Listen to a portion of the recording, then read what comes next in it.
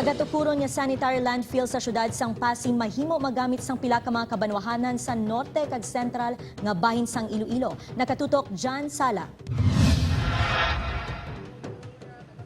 Positibo ang Provincial Environment and Natural Resources nga dako ang Makabulig sa 27 ka kabanwahanan sa 3rd, 4th kag 5th district sang Iloilo ang pagpatukod sang sanitary landfill sa barangay Aglalana, syudad sang Passi. Maayo ini nga tikang agud maula sang maayo ang mga basura nga nagatipon sa mga kabanwahanan. Kung mission Makabulig ang aton nga sanitary landfill sa Passi City, kay man ang aton nga mga banuan magiging compliant sila sang provision sa aton nga Republic Act 9003. Ikapatigayon ng groundbreaking ceremony sa Oktubre 24 kag magasugod ang konstruksyon sa Enero 2020. Apang paathag sang Penro hindi lang limitado sa 3 ka distritong sanitary landfill. Mahimo pa ini nga magamit sang pila pa ka mga LGU. They are still open to other municipalities na willing mag-dispose ng ilang residual waste. 6 ka bulan matapos ang konstruksyon mangin operational na ang sanitary landfill.